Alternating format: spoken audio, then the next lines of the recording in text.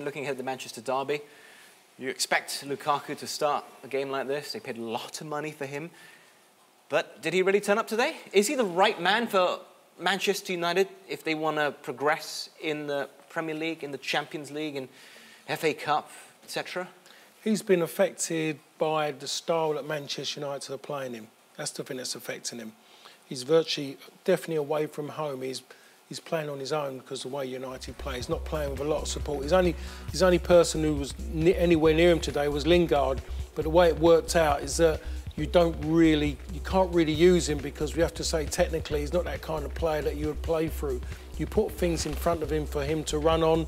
It wasn't about that. United didn't have enough possession for him to get involved. So you have to say, if you looked at the game today, it might have suited someone like Ibrahimovic, someone to get the ball, to hold the ball up, to bring people into the game when you haven't got a lot of possession, and that's not Lukaku's strength.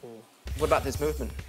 Obviously, you know, the possession was way up for Arsenal, and you know, he's a fantastic player, but it's very hard. You know, if you're up by yourself, you've got to be able to move, and if you haven't got possession, you're moving, and your team's losing the ball. And sometimes I'm thinking, do you think the kind of, you know, the person in the background, Zlatan, is kind of bothering him? I don't know, because maybe he was a man.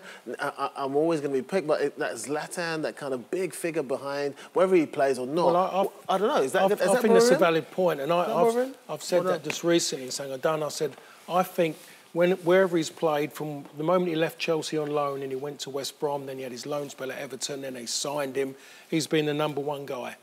He's been scoring goals and everyone's loved him. At West Brom when he was on loan, at Everton when he was on loan, and when they signed him. He's come to United and he's suddenly realised he's a big fish in an even bigger pond, and all of a sudden he's looking, I've scored all these goals and yet I'm still under pressure.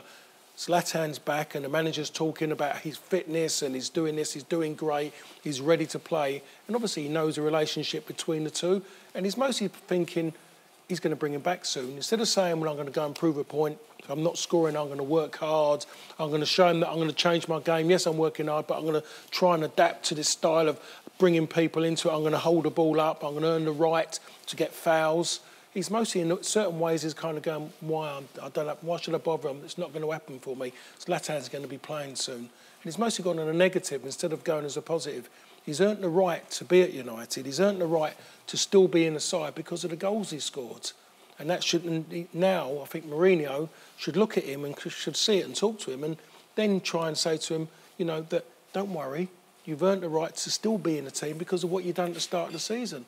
And I don't think he's had that yet, Sol. So I think you're going in the right direction. And also, I think sometimes he's got to say, you're the future.